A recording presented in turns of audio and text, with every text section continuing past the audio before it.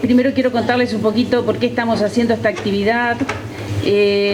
Nosotros hemos venido hace un tiempo ya desarrollando la idea de generar unos NET, nuevos espacios temáticos. Estos temas rondan a las cosas que son importantes para nosotros. Nosotros somos un partido que tradicionalmente hemos sido defensores de los derechos humanos y entendemos los derechos humanos como los derechos del individuo, el individuo a vivir en una sociedad más justa y mejor. En estos NET hemos definido algunos temas, uno de ellos es ambiente, afrodescendencia y poblaciones migrantes, cultura, seguridad pública y educación. Entre otros que irán surgiendo, y diversidad, perdón, entre otros que irán surgiendo en la medida que estos NET vayan desarrollándose y teniendo éxito, que es lo que creemos que va a ocurrir. Entonces, primero les quiero contar un poquito por qué nos importa tanto el ambiente, ¿no? Y por qué para el nuevo espacio es importante, y por qué creemos que esto genera empatía con la gente, y por qué creemos que son los motivos por los cuales las personas hoy, hombres y mujeres, niños y adolescentes y jóvenes y todos, se involucran más, ¿no? El ambiente hoy es un tema de fundamental importancia para la vida de todos los seres vivos, ¿no? Incluye todo porque nos ofrece recursos naturales que necesitamos para alimentarnos, vestirnos, construir casas, transportarnos y mucho más. Y porque es el espacio donde interactuamos con otras especies y donde podemos disfrutar de la belleza y la diversidad. Y porque queremos asegurar un futuro sostenible para nosotros y para las generaciones futuras. En realidad es un tema que debemos abordar con mucho interés y con mucha dedicación y con técnicos que nos puedan iluminar con algunos temas que hoy nosotros de pronto no estamos reconociendo, teniendo en cuenta. La afrodescendencia y las poblaciones migrantes son otro tema, un gran tema para las sociedades, ¿no? Y para Uruguay en general, y para Montevideo, donde hoy estamos, lo es también en gran medida. En el mundo actual es fundamental reconocer la importancia de los aspectos temáticos y de la afrodescendencia y las poblaciones y las dificultades de las poblaciones migrantes. Estos temas no solo tienen implicaciones sociales y culturales, sino también económicas y políticas. La afrodescendencia es el legado histórico y cultural de las personas que provienen de África o tienen ascendencia africana y que han contribuido al enriquecimiento de la identidad y la cultura de muchos países. Es importante valorar esto, respetar esto y evitar la discriminación. Para esto hay que trabajar todos los días, hay que tener una toma de conciencia, y eso es a lo que nosotros, son las cosas que a nosotros de alguna forma nos preocupan. Nosotros queremos un país mejor, un país con otra solidaridad, con respeto por el otro, con sororidad, y esas cuestiones entonces las queremos abordar desde algún lugar. La cultura, entendida como el conjunto de los valores, esto es una definición bien clara, la creencia, las costumbres, la lengua, las expresiones mismas de los pueblos, hasta la gastronomía. Absolutamente todos estos temas son importantes también en una sociedad y definen nuestra identidad, por eso es tan importante. Y la seguridad pública, obviamente, como el derecho de las personas a vivir en paz y sin temor a la violencia o al delito. Esto es un derecho humano sumamente importante, supremamente importante. Construir una sociedad más justa, inclusiva, solidaria y sostenible.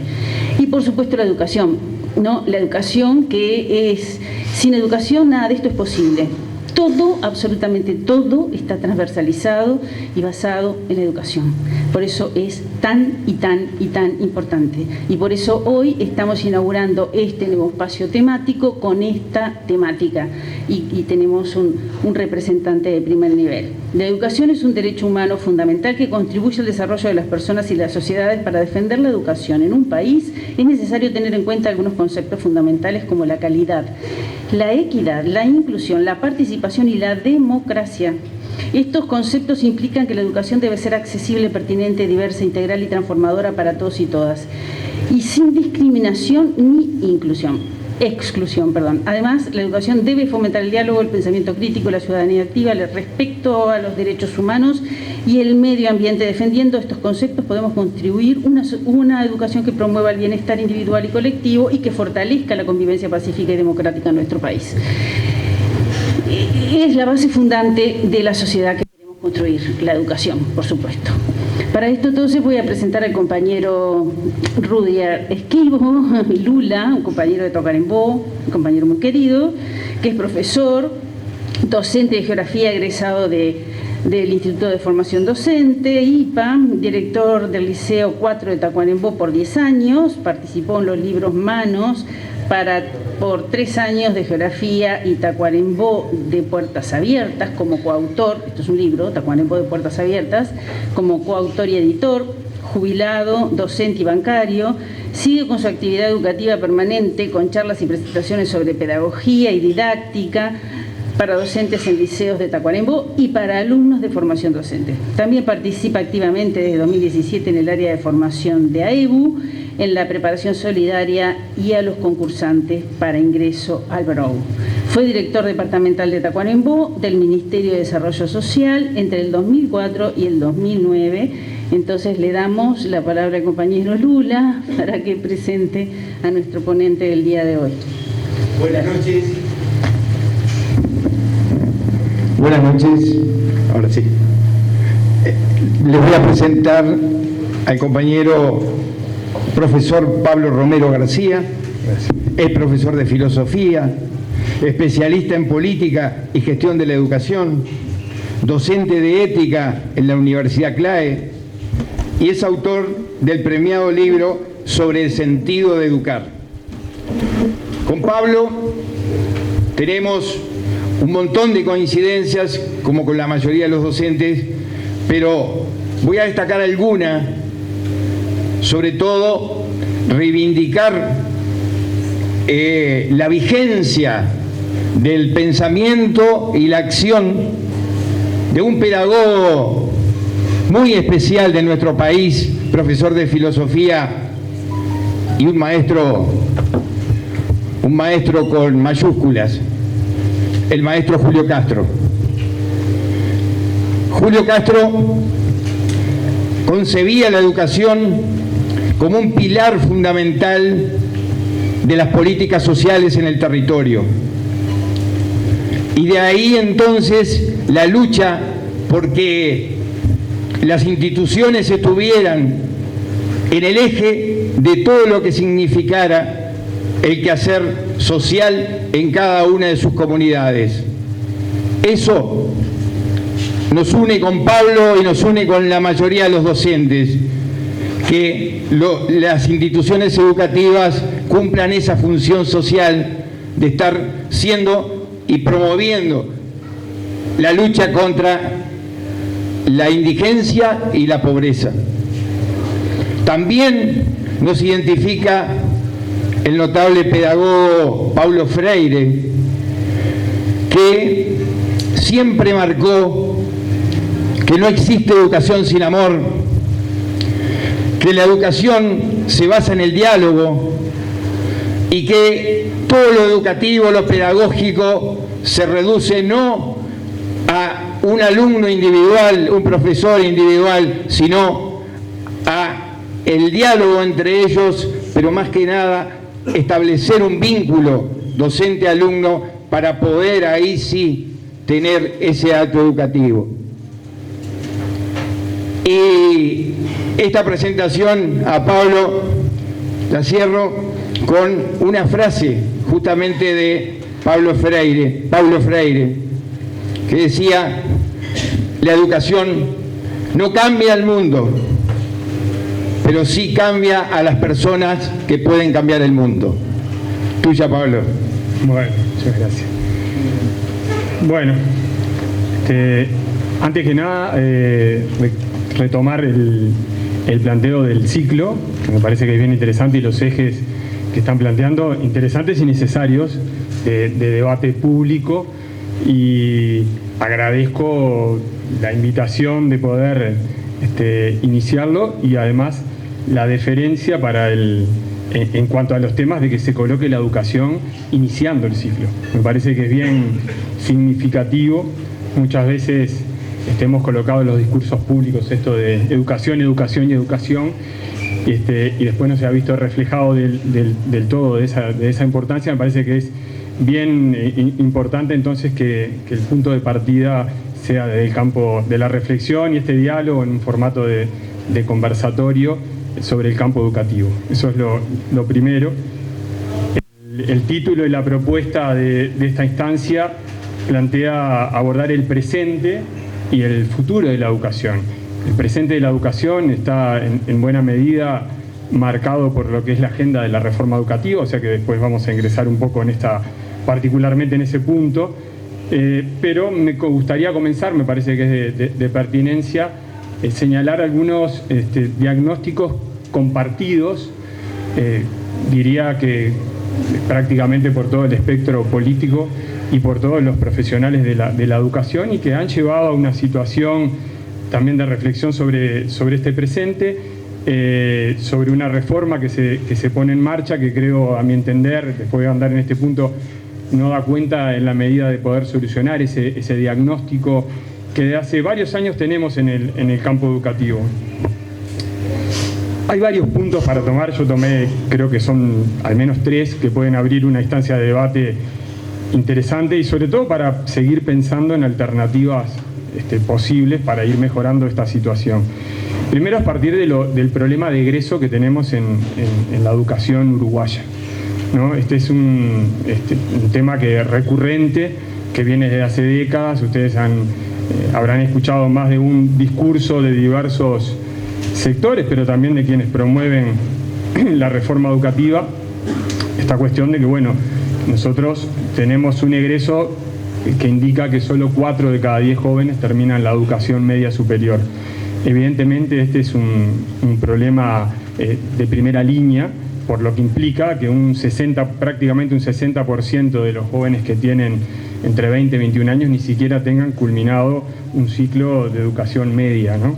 Con lo que esto implica, no solo pensando en términos del mercado laboral, ¿no?, sino también en términos de acceso a espacios de la complejidad de la propia cultura, ¿no?, lo que significa poder terminar un tramo educativo en este sentido. La referencia histórica en ese sentido tiene mucho que ver con lo que ha sido un derrotero, por suerte, un camino de acceso, de universalización de la educación, que comienza ya en la década del 30, del 40 del siglo pasado, ¿no? Históricamente Uruguay se ha concebido a la educación secundaria como una educación prácticamente preuniversitaria. A mediados del siglo XX se da un debate importante a partir de la masificación que se va generando, entre otras cosas.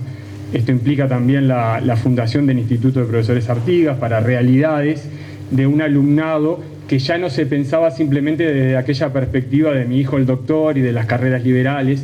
Habían algunos cuyos tramos educativos podían ser en última instancia esa instancia de la educación media, y había que preparar para un mundo que también era un mundo vinculado al oficio, al trabajo, a una educación cultural general, más allá de que se pudieran seguir carreras universitarias. Las siguientes décadas implicó una masificación que incluso llevó a un proceso en el cual la educación en Uruguay está casi universalizada, incluso de los 3-4 años, ¿no? O sea, había un proceso de egreso, por ejemplo, de la educación primaria, que nos coloca en los primeros lugares en América Latina. Uruguay tenemos a nuestros niños en las escuelas y egresando, en los últimos datos son el 99% de egreso, o sea, tenemos chicos que ingresan en la escuela y terminan el ciclo de primaria. Comenzamos a tener el gran problema en la educación media básica, ¿no? Se pierde una enorme cantidad de alumnado en esos primeros 3 años. Yo siempre digo que pasa entre diciembre, que termina la escuela, y marzo, que comienza en el ciclo básico, pero uno de los grandes problemas que tenemos es en ese tránsito entre primaria y secundaria, al punto tal que, como les indicaba en el comienzo, Uruguay está último en América Latina a nivel de egreso de la educación media superior, con apenas un 42%. ¿No? Esto nos coloca incluso por debajo de países como Honduras, El Salvador, Guatemala, que generalmente son referenciados, al menos en la región, como los países que tienen más problemas en el ámbito educativo. Esto es a nivel cuantitativo, abro un paréntesis, porque en las pruebas internacionales en las que Uruguay participa desde hace muchos años, sin embargo, los números son diferentes, ¿no? O sea, a nivel cualitativo, Uruguay en algunas áreas está en los primeros lugares, compartiendo entre otros países con Chile. en una tabla que es como la divisional C, ¿no? O sea, somos los primeros lugares de mitad de tabla hacia abajo a nivel mundial. Pero bueno, se varía lo que es a nivel cuantitativo respecto de lo cualitativo. Pero evidentemente a la interna tenemos un problema enorme en el egreso. Esto es un problema que, como les decía, lo venimos arrastrando de muchas décadas, que se ha instalado ahora como un discurso también relacionado con la necesidad de reformar, porque los periodos anteriores de gobiernos además nos dejaron con estos números tan malos. Yo quiero recordar en ese sentido que la última gran reforma que ha tenido el Uruguay, que es la reforma Rama, en el periodo 1995 hasta el año 2000, al final del periodo del año 2000, el egreso de la educación media superior era del 28%. Digo porque es un dato que no se suele manejar y que me parece que es bien importante tenerlo en cuenta, porque los 3 periodos, en definitiva, que ha tenido el Frente Amplio en el gobierno, aumentaron a un 42%, lo que implica 14 puntos de subida, que es un 50% respecto de ese 28% con que finalizamos el año 2000. Me parece que es un dato que en los debates no suele aparecer y es importante referirlo, porque o sea que al comienzo de los 2000 no llegábamos ni a 3 de cada 10 egresados en el ámbito de la educación media superior. O sea que es un problema que arrastramos desde hace muchas décadas, ¿no? Eso en primera instancia. Ese dato, cuando uno lo discrimina, nos arroja unos números que marcan una notoria desigualdad entre los quintiles. Uruguay a veces, o nos da la sensación de que tenemos una sociedad bastante homogénea, que en términos incluso educativos no hay grandes diferencias. Bueno, tenemos una de las sociedades, cuando incluso con la comparativa con algunos países de la región, en donde se da una brecha de mayor desigualdad. Cuando nosotros cotejamos dentro de ese 42%, tomamos ese universo, tenemos que apenas un 18%, si tomamos un 100% de ese 42%, pertenece al quintil más bajo, un 18%, y un 81% al quintil más alto. O sea, tenemos 63 puntos de diferencia, de brecha de desigualdad, entre lo que puede ser Casaballe y Punta Carretas, ¿no? En una sociedad tan pequeña como la nuestra, en un barrio que de repente en un ómnibus estamos en 40, 45 minutos de un barrio a otro. Esto me parece que es uno de los principales desafíos que tenemos por delante. Las últimas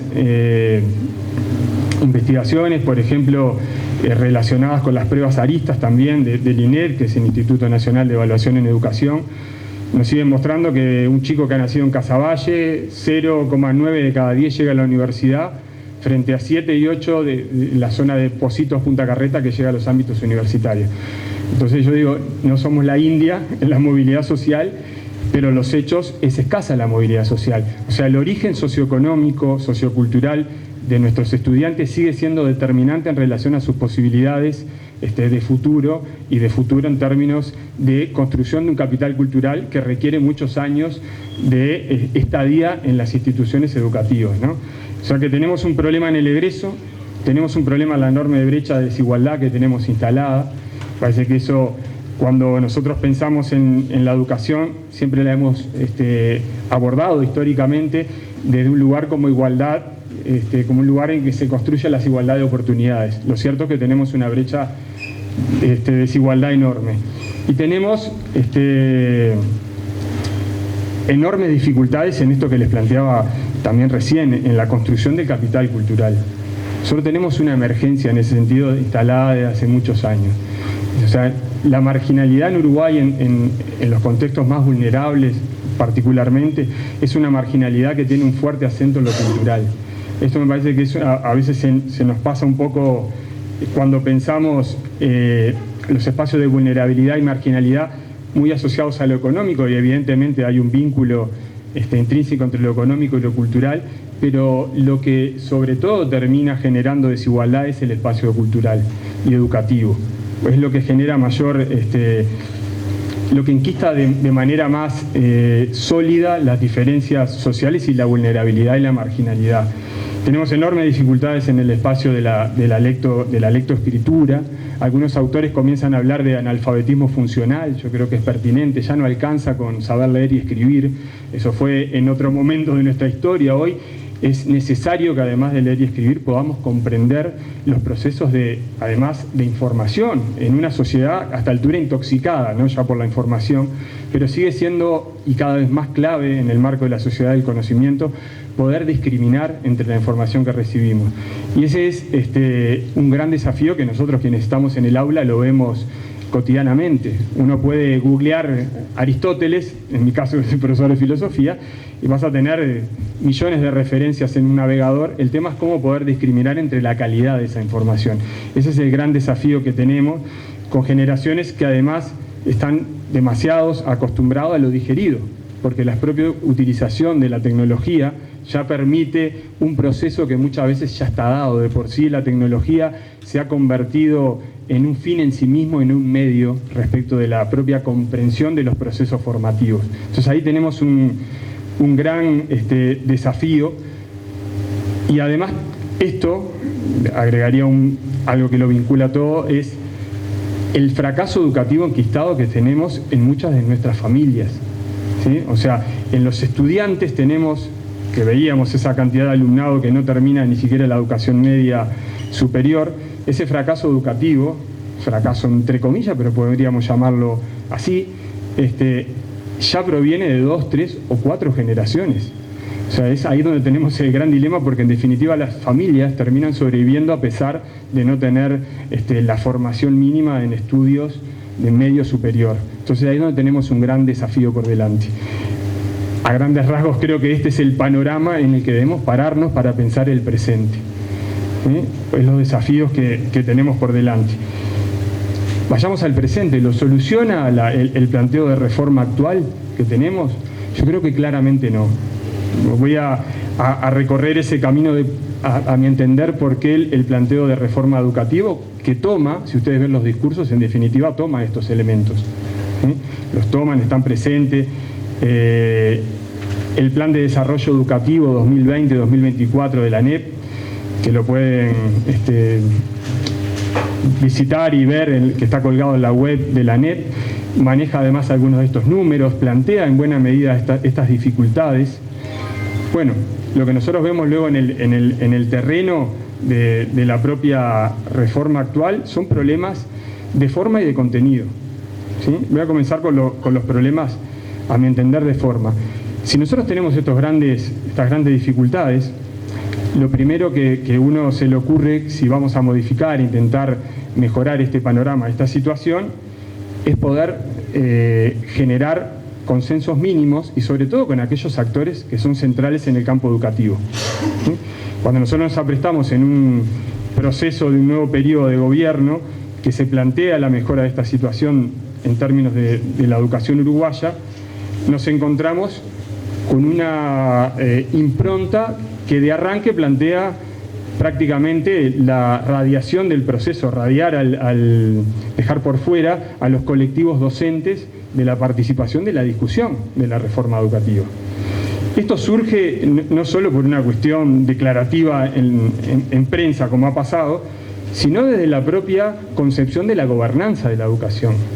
Cuando el gobierno inicia este periodo y presenta la ley de urgente consideración, uno de los principales puntos que toca es el educativo, y esos puntos que toca modifica la gobernanza de la educación. ¿Y en qué modifica la gobernanza de la educación?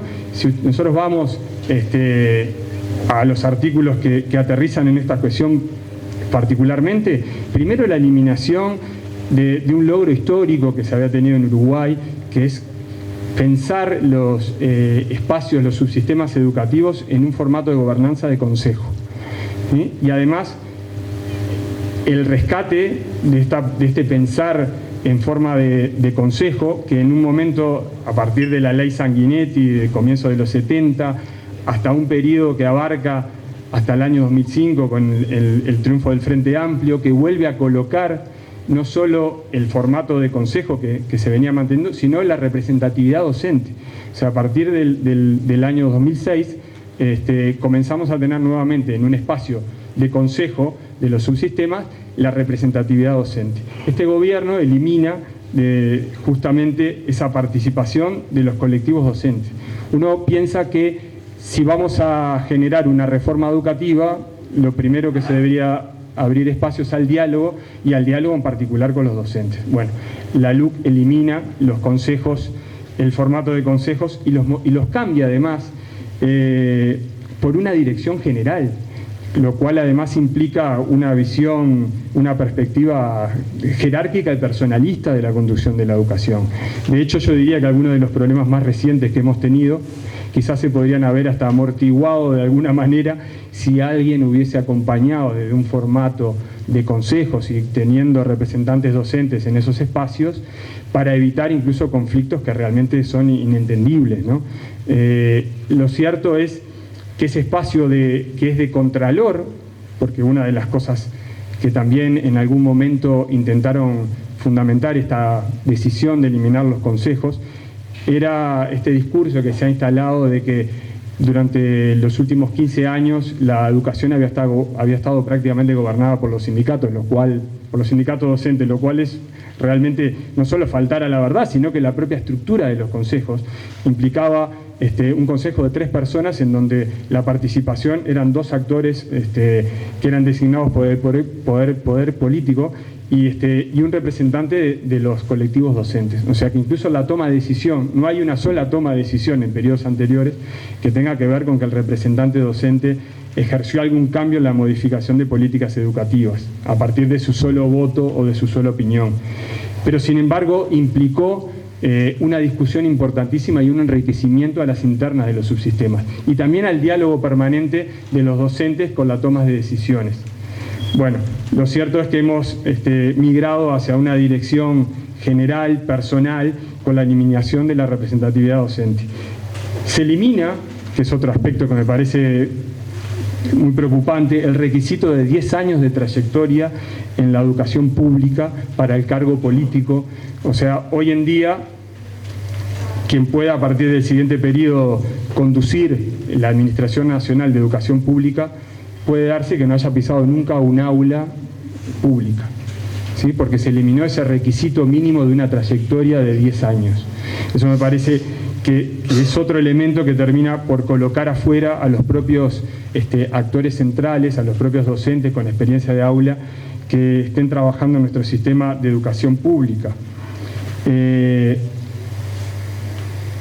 Esta pérdida, como le decía, de la experiencia, que abre además la puerta a actores de espacios también de la educación privada, de la educación, que en muchos casos hay un sostén teórico, pero no una práctica, como les decía, áulica pública, genera, a mi entender, también una no participación de los colectivos docentes que pueden de alguna manera generar espacios de construcción de la discusión en torno a las políticas públicas en el campo de la educación pública.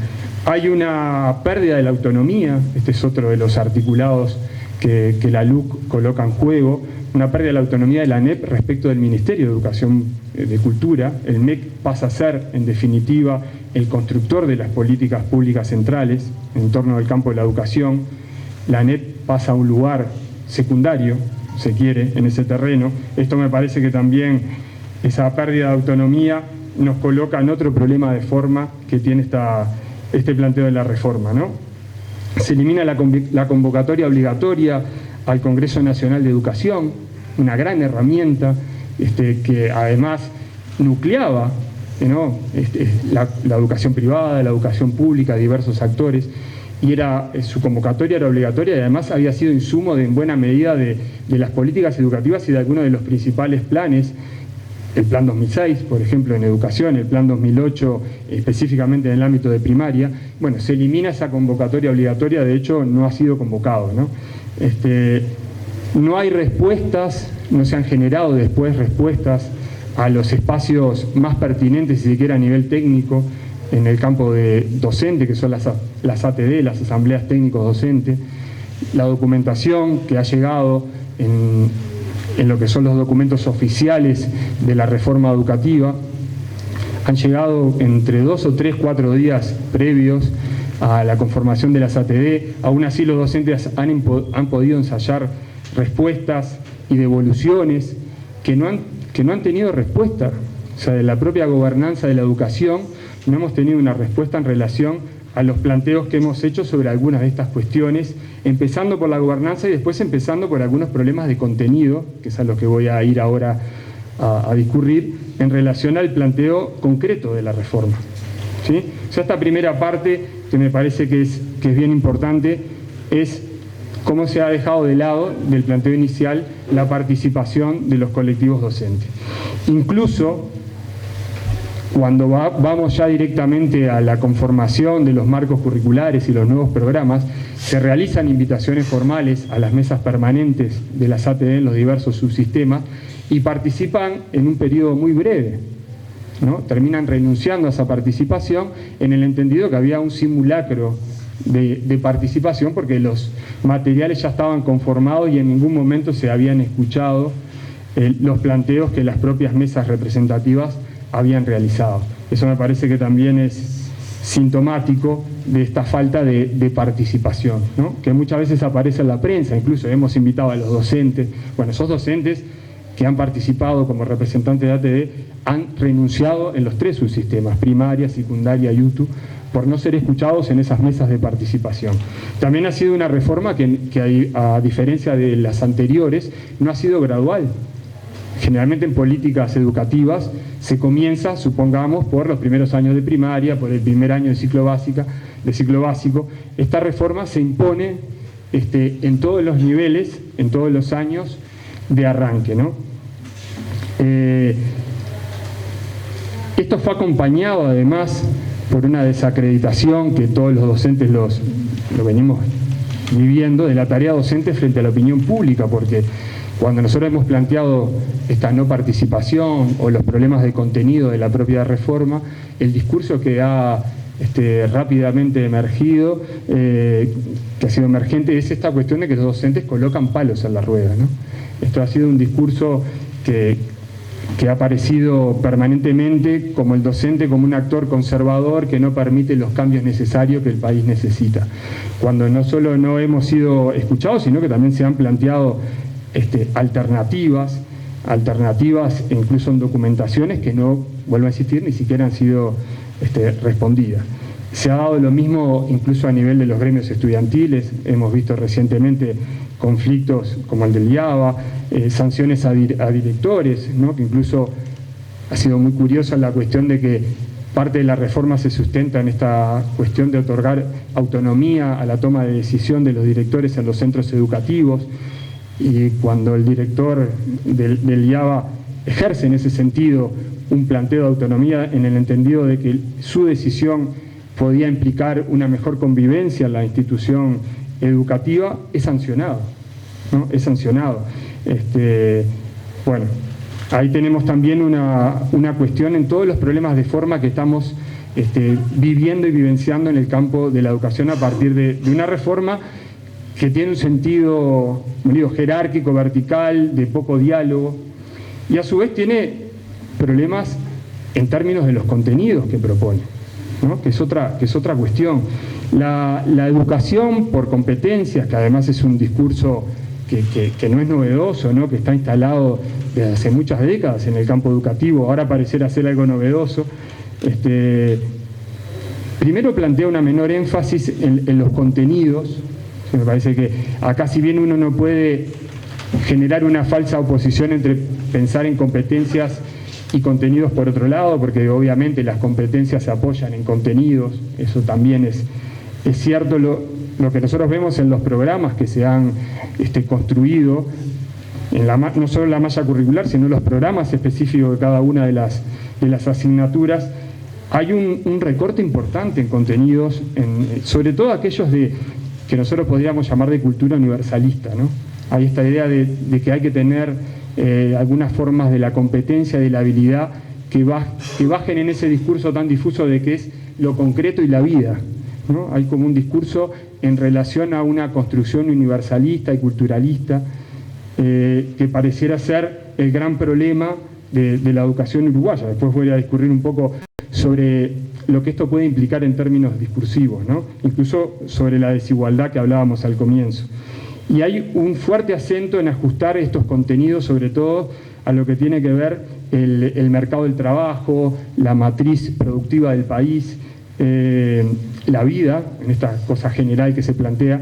Y tampoco, por supuesto, nosotros podemos ahí caer en una falsa oposición. La educación, por supuesto, que tiene que tener también un vínculo con el chiquilín, con el gurí que egresa, con sus posibilidades laborales. El tema es colocar el acento básicamente solo en esa cuestión y no en la formación ciudadana, humanística de base, que la educación, a mi entender, es lo que debe prever y proveer en primera instancia, ¿no?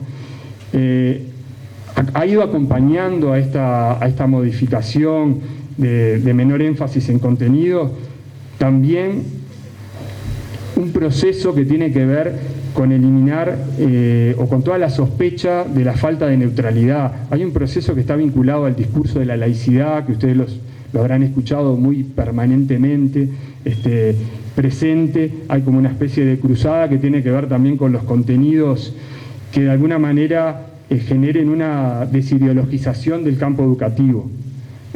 Van a ver permanentemente esta discusión que se ha instalado. Hablaban al comienzo de la importancia de los derechos humanos. Creo que a todos nos llamó la atención que, por ejemplo, se hayan eliminado términos en los programas de historia que estén vinculados a derechos humanos, a terrorismo de Estado. Desaparecen. Bueno, hemos visto el caso de que incluso bibliografía como la de De Masi es sustituida por la perspectiva de Sanguinetti sobre algunos libros de historias vinculados a la historia reciente. Eso me parece que es muy significativo. Y ha sido significativo ese recorte también en los propios planes de formación docente, que se han recortado en buena medida también en relación a estos temas. Eso es una cuestión que me parece también que vuelve a aparecer incluso en algunos de los debates que están relacionados incluso con los gremios estudiantiles, que el gobierno se han enganchado de algún modo en ese debate. Después se plantean competencias generales, que además cuando uno analiza la documentación llegan a un número exacerbado de más de 200 competencias específicas. O sea, es un disparate, hay como una burocratización cuando se plantea la tarea docente, que nos acerca mucho a algo que de hace muchas décadas también sufren las maestras, que es esta cuestión de vivir más planificando que dando clases, ¿no? De llenar rúbricas, de una burocratización que tiene que ver con contenidos que puedan relacionarse con competencias y habilidades. Ahora, cuando uno repasa las competencias y las habilidades en pensamiento creativo, pensamiento crítico, pensamiento científico, en la capacidad de comunicación, bueno, son competencias que yo creo que ningún docente ha dejado de realizar en décadas, ¿no? Que deben venir del fondo de la historia y que en nuestras aulas están siempre presentes. Digo por esta cuestión de que aparece como una novedad lo de las competencias y pareciera ser que los profesores ni profesores ni maestros se habían encargado de poder desarrollar este tipo de tareas y este tipo de abordajes, ¿no? Como les decía, hay una instrumentalización de la evaluación, hay una burocratización, ¿no? Que ya padecen, como les decían, maestros y maestras. Hay herramientas que se plantean que están muy vinculadas a este discurso del coaching empresarial, ¿no? Esto me parece que también es importante tenerlo en cuenta. Y acá voy a tomar otro aspecto que se termina vinculando y que también es central dentro de la propuesta de la reforma, que es la de educación contextualizada. ¿Por qué es importante con esto que planteaba al comienzo también, con la desigualdad? Uno de los modos, porque es un debate interesante, que me parece que acá podemos tener además diferentes perspectivas al respecto, y para la instancia de intercambio me parece que puede ser bien importante plantearlo, ¿no? Si nosotros tenemos esa brecha de desigualdad que uno cuando las analiza está muy vinculada con los quintiles, ¿no? Y con los barrios,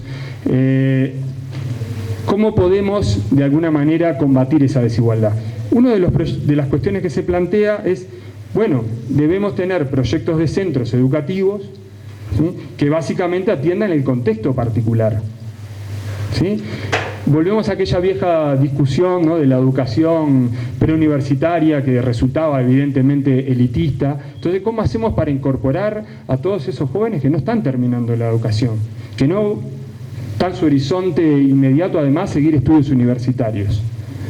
Bien, una de las cuestiones acá que se plantea es decir, bueno, debe haber una formación de algún modo diferenciada según el estrato y los contextos socioeconómicos y culturales. Bueno, uno podría pensar en primera instancia que podría ser un camino a recorrer, ¿no? La preocupación que a mí me genera este tipo de abordaje es el peligro, de alguna manera, de pensar que la educación, al ser diferenciada, podemos pensar en una educación para contextos de pobreza, para una educación de contextos de clase media, para una educación de aquellos que tienen resuelto buena parte de algunos problemas y que además tienen una solidez en el capital cultural inicial que les permite aterrizar en complejidades, en sutilezas de contenidos, que después sabemos que en el tránsito simbólico de los contenidos culturales terminan haciendo la diferencia. Entonces se corre un peligro a veces de conformar y estratificar guetos culturales. Recuerdo haber dado hace unos años una charla en la UTEC, y una de las cosas que en la UTEC de Fraiventos, y en una de las discusiones que tuvimos, a mí una de las cosas que me llamaba la atención era que muchas de las propuestas educativas que ahí se planteaban, me parecían interesantes, tenían que ver con que el estudiante ahí tenía un vínculo inmediato con el medio rural. Entonces, casi todos los planteos de carreras que se planteaban tenían que ver con la inserción inmediata en el medio rural. Entonces había esta cuestión de, en algún punto, la cultura más general o el desarrollo de la filosofía o de la historia, y quizás no iba a ser necesario para ese chico. Del mismo modo que escuchaba en proyectos de centros, en algún lugar decir, bueno, acá debemos trabajar con el reciclaje, porque en verdad en estos contextos, en algunos de los contextos de pobreza, muchas de estas familias viven vinculadas al reciclaje. Entonces coloquemos casi todos los focos en poder trabajar esta cuestión del reciclaje. Ojo, porque de alguna manera la educación no implica simplemente contextualizar. Yo creo, por el contrario, que la educación implica descontextualizar, ¿sí? Ampliar la grilla de contenidos a ver y ampliar el horizonte de posibilidades. Yo recuerdo haber trabajado en mis primeros años, además en el medio de la crisis del 2001-2002, en un liceo, en el Liceo 39 en Piedras Blancas, una situación económica realmente complejísima, y muchos de esos chicos, parecía como aquella película Un viaje al mar, ¿no? Un viaje hacia el mar, ¿no? Digo, porque a mí me llamó, yo era recién egresado de la formación docente y mis primeros trabajos allí, que no conocieran la Rambla. Una cosa curiosa, pero que no llegaban a conocer. Muchos de esos gurises, estamos hablando de gurises de 12, 13 años, el alumnado que yo tenía en ese momento. Yo daba, además de filosofía, soy profesor de informática en educación media, entonces en educación de ciclo básico. No conocían el agua, algunos no habían, nos habían acercado, no habían visto nunca. Una de las salidas que hicimos fue el Teatro Solís, ir a conocer el Teatro Solís, ir a conocer la Rambla. Y bueno, y ver cómo la perspectiva de esos chicos cambiaba simplemente con poder ver que había en otro mundo posible, ¿no? Y sacarlos del contexto inmediato y poder conocer que incluso había otras posibilidades que no eran las que estaban arraigadas al contexto inmediato de marginalidad en la cual vivían. Me parece que es muy importante esta cuestión de la discusión entre un equilibrio, entre una educación universalista que permita una grilla de contenidos, una amplia grilla que permita también descontextualizar, y una educación contextualizada que también, por supuesto, es necesaria, que hay que atender a los rasgos culturales y de contexto del alumnado. El punto ahí de equilibrio es fundamental. Después, en este tramo final, para no excederme tanto, quiero ir a algunos de los cambios concretos, ¿sí? Bien concretos. Hay una nueva malla curricular, algunos de los que están aquí son del campo educativo, pero me parece que es importante discurrir sobre estos cambios para que cuando pensemos la reforma veamos también cómo se aterriza esto en la realidad. Se ha bajado la carga horaria, aunque escasamente, ¿no? la carga horaria semanal del ciclo básico, se han eliminado algunas materias, pero también escasamente. Yo creo que fue mucho más ruido, mucho ruido y pocas nueces, como se suele decir, la modificación incluso en la malla curricular. Hubo un cambio de nombre de algunas materias, pero sí tenemos algunos cambios concretos. Por ejemplo, desaparece ciencia física en primer año, o se convierte en optativa en otro de los años del ciclo básico. Esto también me parece una enorme contradicción con lo que se plantea o con lo que se está esbozando como planteo para la modificación del bachillerato, en donde se plantea un bachillerato general y recién en el último año con algunas materias optativas. Sin embargo, esta reforma plantea que un chiquilín a los 12 años pueda o deba optar entre un perfil de ciencia y un perfil de arte, por los talleres optativos que se están ofreciendo, ¿no? Se plantea una malla curricular en ciclos y tramos que abarca desde inicial, de 4 años, hasta los 15 años, o sea, hasta lo que es tercer año de liceo, el ciclo básico, que cambia de denominación. ¿Se acuerdan que al comienzo habíamos planteado que uno de los grandes problemas que nosotros teníamos es el tránsito entre primaria y secundaria? Esta cuestión de un egreso casi universal hasta un fracaso educativo en los primeros 3 años.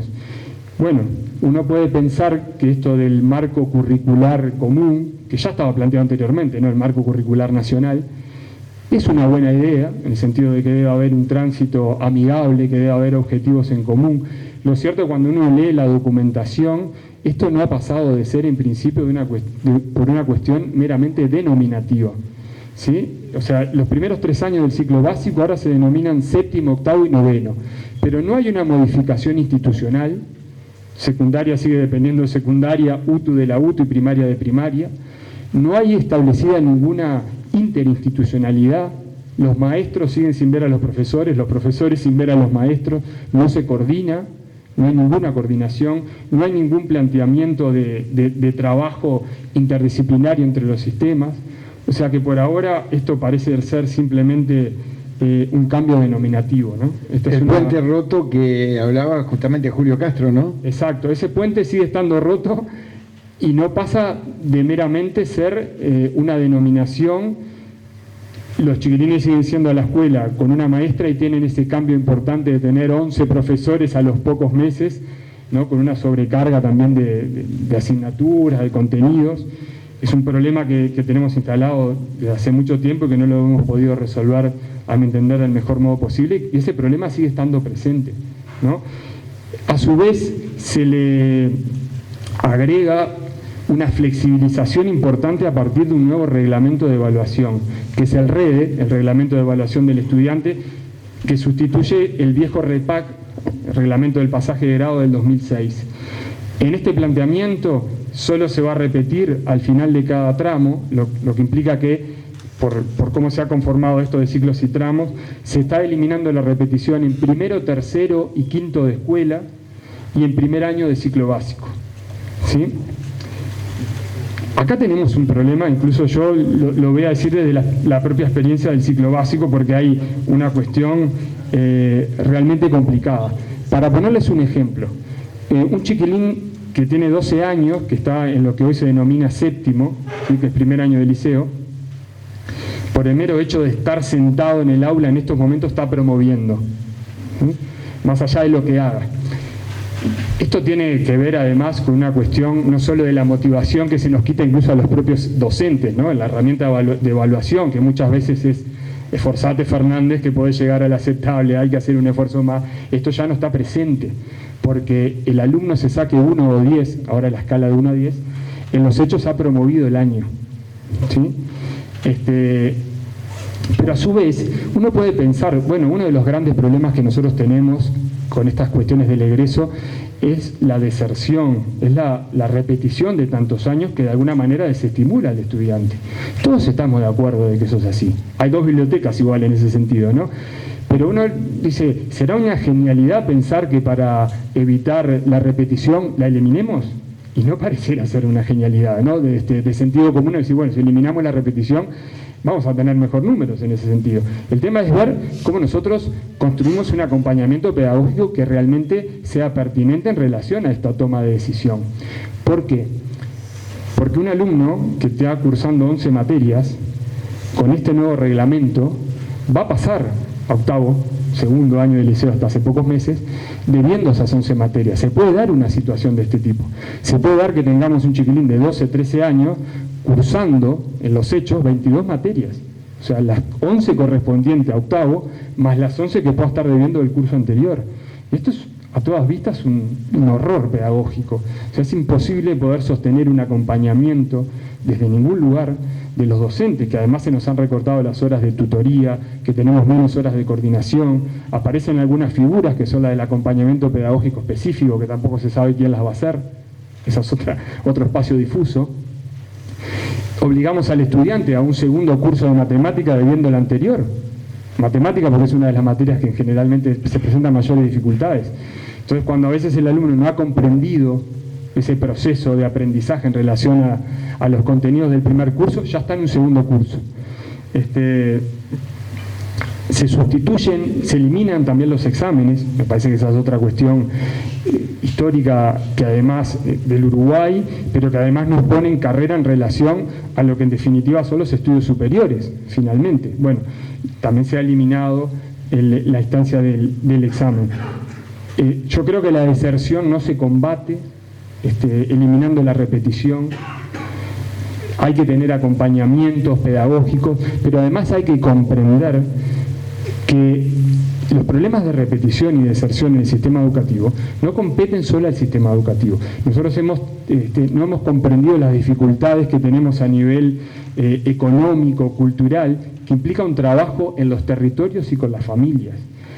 Si nosotros seguimos pensando que la mera modificación de la malla curricular o de un reglamento de evaluación de pasaje de grado, de alguna manera va a generar por acto cuasi de magia la eliminación de los problemas de fondo, que son básicamente culturales y materiales de nuestro alumnado, vamos a seguir equivocándonos y vamos a seguir generando esta cuestión de tener planes nuevos cada 10 años.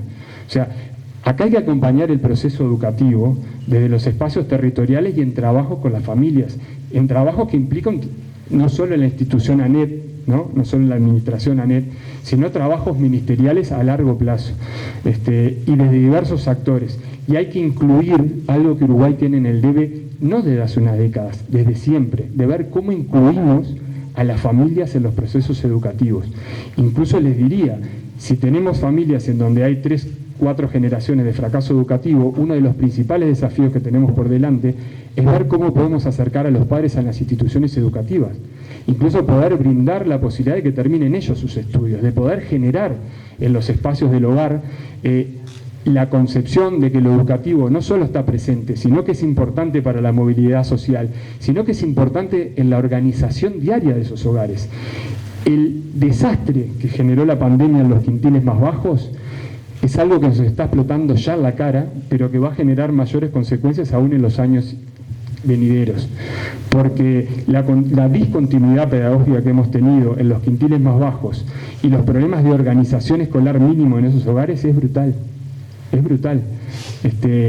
porque además la herramienta tecnológica no es utilizada en términos educativos en muchos de estos hogares con dificultades, ¿no?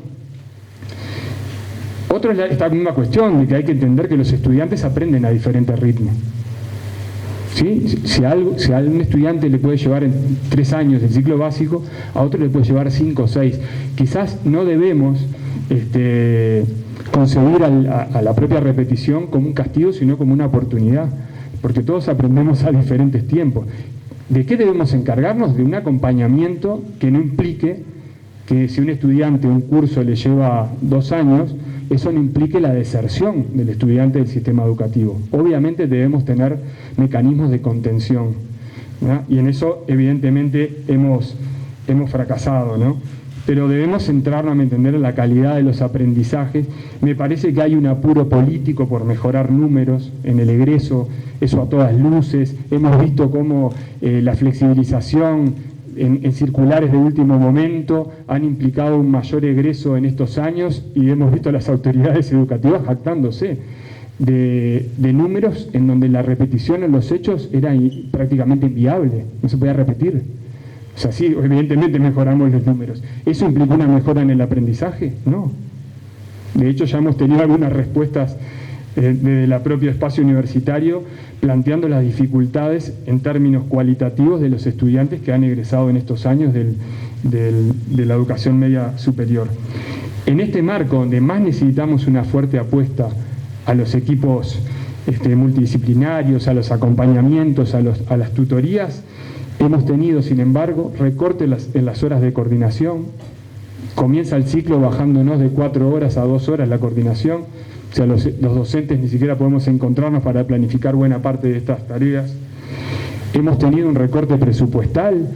Los sindicatos docentes básicamente han colocado sobre la mesa documentación que es oficial del propio gobierno, que habla de un recorte en el entorno de 150 millones de dólares en materia educativa. Esto me parece que también es muy grave, porque si uno piensa que hay que acompañar con tutorías, con equipos multidisciplinarios para poder acompañar incluso este proceso de que los chiquilines no repitan, bueno, más que nunca se debería haber invertido en educación, y sin embargo lo que tenemos es una menor inversión.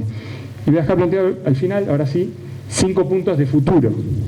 Por esto del presente y el futuro nos va a quedar más para la discusión en el intercambio. Si nosotros pensamos en este panorama, y debemos, tomando también los puntos iniciales, yo creo que hay que pensar en una construcción de una alternativa que tenga el eje en la participación docente. Eso me parece que es clave. Hay que atender a planes que nacieron del seno docente, porque muchas veces se ha instalado esta discusión de que los docentes vivimos en el mundo de la queja, pero no en el mundo de la propuesta alternativa. El Plan 94, el Plan Marta Averbuch, es un plan que nace de los propios colectivos docentes, y es realmente un plan excelente, que ha dado, incluso en términos numéricos, ha tenido una importancia fundamental, sobre todo en los espacios de aquellos estudiantes con rezago o con condicionamiento laboral. Son planes que se dan generalmente en el espacio nocturno. No se ha universalizado, pero yo creo que es algo de lo que quedó en el debe de los gobiernos de los periodos anteriores del Frente Amplio, y que se debería retomar en buena medida, porque además hay un trabajo desde los colectivos docentes importante en tal sentido. Incluso el Plan 94 apunta al bachillerato y tiene un hijo, digamos, que es el Plan 2013, que sale de la propia TV Nacional, y es un Plan 2013 para el ciclo básico. Me parece que hay propuestas ahí que debemos retomar. Entre otras cosas, tiene un planteo de semestralización muy interesante. Hay una concentración en determinadas asignaturas donde no se pierde carga horaria, donde el docente, por supuesto, trabaja todo el año, no es que va a trabajar un semestre sí y otro no, y se tienen logros en un plazo inmediato. Me parece que una de las cuestiones es participación docente y atender a los trabajos docentes que ya se han realizado y profundizar en tal sentido. Hay que trabajar en los territorios, con las familias, hay que generar una política de reinserción de padres. Yo en algún momento he hablado de generar escuela de padres, y me parece que es una propuesta interesante, que se debía hacer incluso en contraturno o en otros turnos. Puede resultar, no sé, quizás descabellada, a mí me parece que es bien importante. Si pudiéramos tener a los alumnos en los turnos diurnos y tener a los padres en los mismos liceos en los turnos nocturnos, terminando el ámbito de la educación. Nadie se ha animado a hacer una apuesta en ese sentido. Me parece que es una política que sería clave para poder reinsertar y trabajar fuertemente con las familias en ese sentido. Después creo que hay que generar políticas de acuerdos a largo plazo, más allá de los tiempos electorales. Cuando uno analiza en educación comparada, los países que han estado un poquito mejor han generado políticas de acuerdo a 20, 30 años. Acá a veces tenemos un problema con lo refundacional y con los tiempos electorales, ¿no? Y hay que pensar estas cuestiones, aunque sean difíciles, hay que hacer un esfuerzo posible para pensar en consensos mínimos que podemos acordar. Esto implica, a mi entender, también pensar en actores que habiliten diálogos posibles.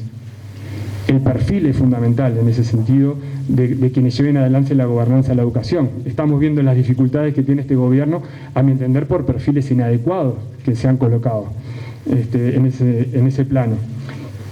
Y después hay que trabajar fuertemente, el plano de la formación docente es fundamental también, y hay que tener políticas de formación permanente, que es un gran problema que también tenemos en nuestro espacio educativo. Nosotros no podemos tener un decaimiento cultural en la formación de los docentes. ¿Sí? O sea, la formación tiene que ser permanente y debemos generar políticas que permitan que un docente no esté 40, 50 horas trabajando y que no tenga a lo largo de la semana espacios o instancias para hacer su posgrado, su maestría, su formación permanente. Hay que generar de alguna manera espacios que pueden ser dentro de la propia institución, pensar en horas de coordinación extra que implique el cursado de una maestría, de estar actualizándose. Eso también es fundamental porque además es motivador. La tarea docente no puede terminar en una tarea que sea repetitiva y burocrática, y lamentablemente eso también sucede. Hay que ser autocrítico también con el propio cuerpo docente, pero porque hay que motivarlo también en ese sentido para que siga formándose. Y la pregunta final, y ahí creo que nos va a enrabar un poco con lo que Lula va a colocar.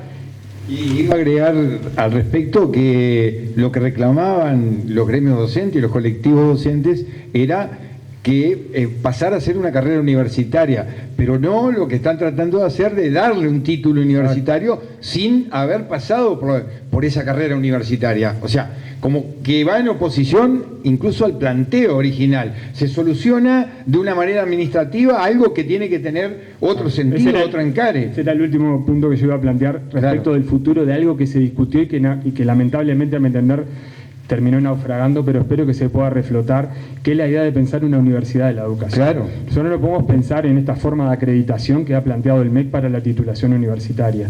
Es tremendo. Que nos va a generar problemas incluso de revalidación o de poder hacer posgrados en el extranjero, porque entre otras cosas se nos otorga un título de licenciatura en pedagogía que no tiene nada que ver con las carreras con las que nosotros venimos. No por los contenidos, sino por la propia enunciación de la carrera. Profesor de educación media o maestra no es licenciado en pedagogía. Claro. O sea, vamos a tener problemas incluso para explicar fuera en el mundo cómo es esto de con un cursito obtuvimos esa licenciatura. Hay que apostar a una universidad de la educación. Y la pregunta final es esto: el eje de la educación, más allá de que el mercado de trabajo, por supuesto, es uno de los horizontes que siempre hay que tener en cuenta, es por qué y para qué educar.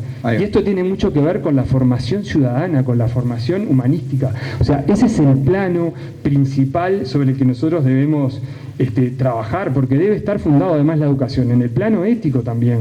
O sea, educar es más que enseñar contenidos, ¿sí? Tiene que ver con los valores deseables de circular en una comunidad, y nosotros estamos construyendo en definitiva la generación que nos va a sustituir en los debates públicos. La calidad de la argumentación, la calidad de nuestra democracia está jugada en buena medida a la formación de las nuevas generaciones, y acá es donde nosotros no podemos pensar que esa formación tiene que estar simplemente pensada en términos del ámbito laboral. Yo creo que si nosotros pensamos en otro mundo, ese eslogan del otro mundo posible, que tiene que ver, que tiene un cariz ético, que tiene un cariz político, tiene un cariz humanista, no podemos pensar otro mundo posible si no podemos pensar en otra educación posible.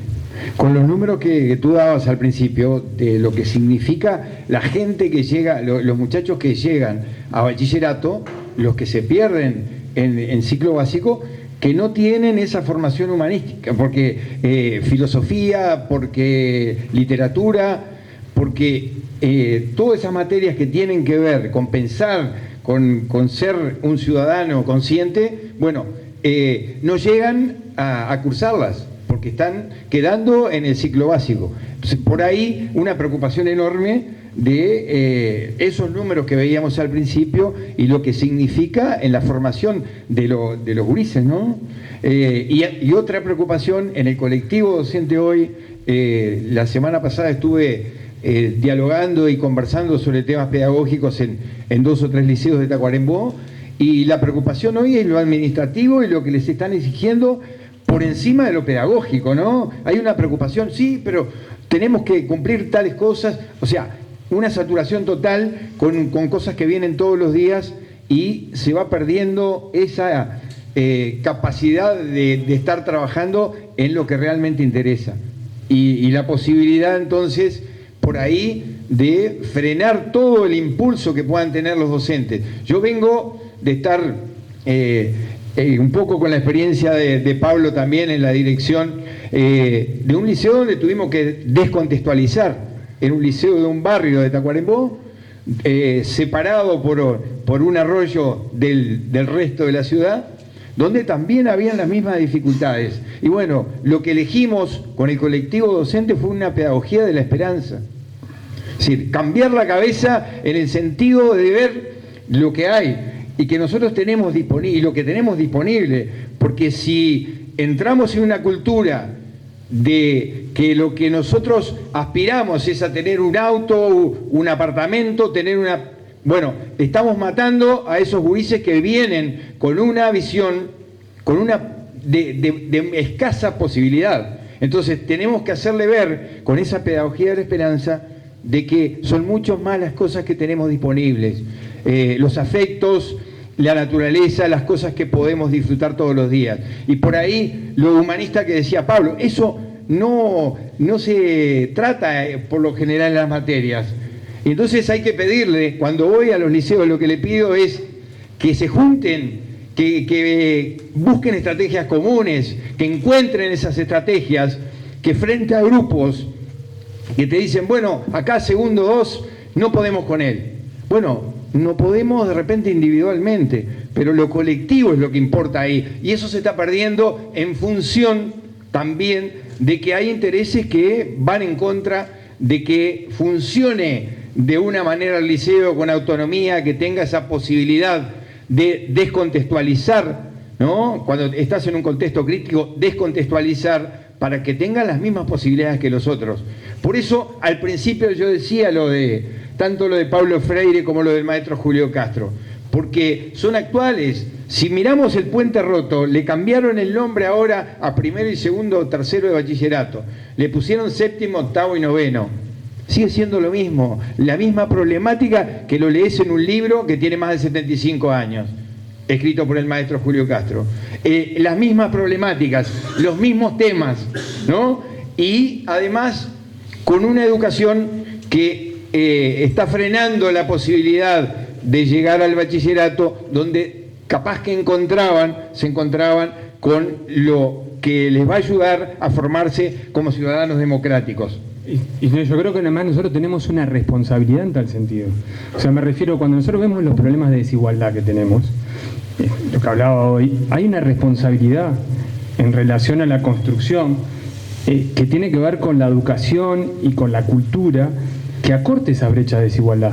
Entonces, hay un camino que quizás es más corto, que es el que a veces ha estado planteando: eliminemos la repetición, a estos chiquilines no le va a dar para avanzar mucho más, entonces hagamos algo en cosas concretas que puedan. Y todos sabemos, porque acá no debemos ser complacientes en ese sentido y pensar que hasta quizás somos buenos tipos cuando decimos, y bueno, como en algún momento se llegó a plantear incluso cuando se pensaba en la UTU, ¿no? Y no le da para llegar a la universidad, que haga un oficio, ¿no? Esa vieja discusión entre el trabajo intelectual y manual como una cuestión de segunda mano, ¿no? En la que aparecía, bueno, que haga mecánica, ¿viste? Porque abogado no va a ser, o que haga tal cosa. Esa concepción que a veces se tiene, lamentablemente también de la propia formación de la UTU, es algo que da cuenta también de una construcción de algunos lugares en los cuales todos sabemos cuáles son, en definitiva, después los diferenciales culturales. Entonces ahí hay a mi entender, es algo que desde mi tarea docente siempre me ha interpelado y también obsesionado, ¿no? Que es esa cuestión.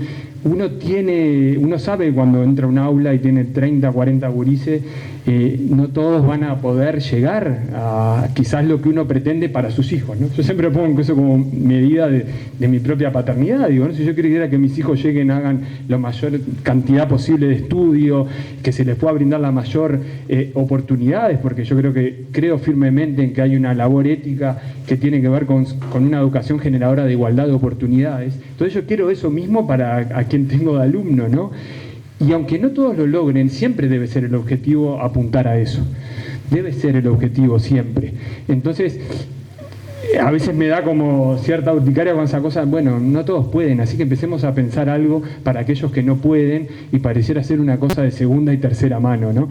Entonces yo creo que ahí nosotros tenemos una responsabilidad enorme, que es una responsabilidad en términos éticos y políticos en su más amplio sentido, ¿no? En la política entendida como la construcción de una gobernanza pensando en el bien común. Y el bien común yo creo que es la mayor democratización real de igualdad de oportunidades para nuestros jóvenes. Bueno, gracias por la escucha. Al respecto, creo que está bueno algo que nosotros encontramos por ahí que servía para motivar, porque los docentes nos sentimos, así como decía Pablo recién, muchas veces frustrados porque no podemos, porque vemos que hay muchos chiquilines que van a quedar por el camino.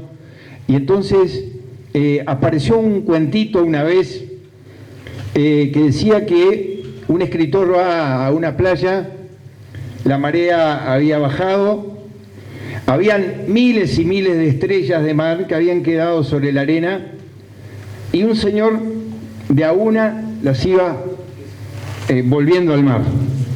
El escritor estuvo un rato ahí mirándolo, se le acercó y le dijo: ¿no te parece que lo que estás haciendo es inútil? Son miles y miles, no vas a poder con todas. El hombre le dijo: ¿por qué no le preguntas a esta que estoy salvando? Al rato se los vio a los dos. Exacto. Poniendo a las estrellas nuevamente en el mar.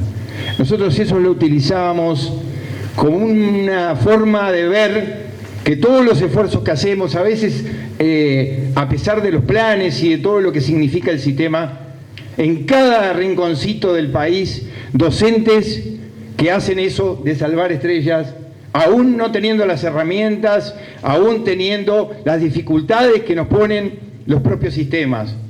Y entonces defender eso es como una cosa que como docente tenemos que hacerlo, y pensar en un futuro con políticas de Estado que sean coherentes y que tengan en cuenta a los colectivos docentes, que tengan en cuenta a los alumnos, con la dificultad también de los padres, que los padres de primaria acompañan a los niños y parece que el niño de 12 a 13 años perdió a la familia porque va al liceo y va solo. Jamás va con sus padres al liceo.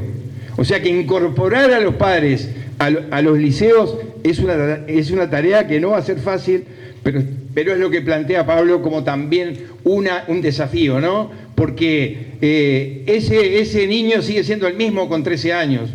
Pasó de la escuela al liceo, tiene un año más y cambia de una maestra que lo llamaba por su nombre a un montón de gente que entra corriendo y se va corriendo.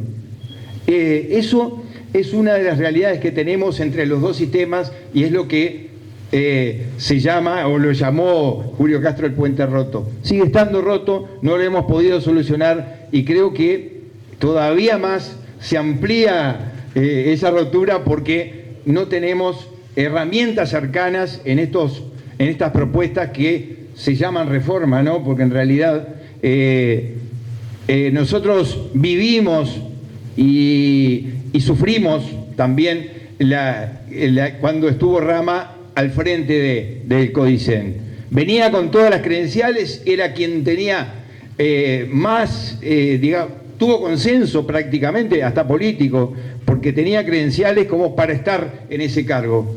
Además se le dieron recursos para hacer la reforma.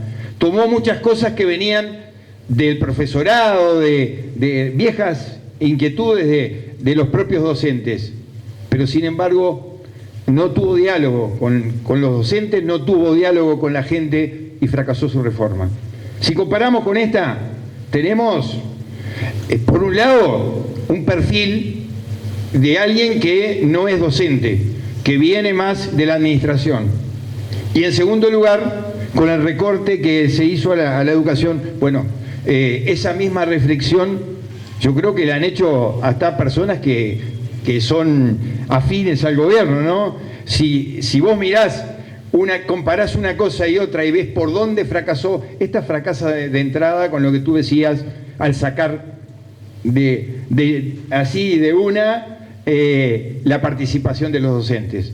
Porque lo sacó la LUC, pero también lo sacaron de las ATD, que hicieron un esfuerzo tremendo los profesores y plantearon sus propuestas. Entonces por ahí creo que, va condenada simplemente a ser una anécdota, ¿no?, de todo esto que están exigiendo, porque lo están apurando para el año que viene, donde ya es un año electoral y se termina, y evidentemente con todo esto que estamos hablando se va a tener que reformular o se va a tener que repensar todo eso que está planteado hoy por hoy.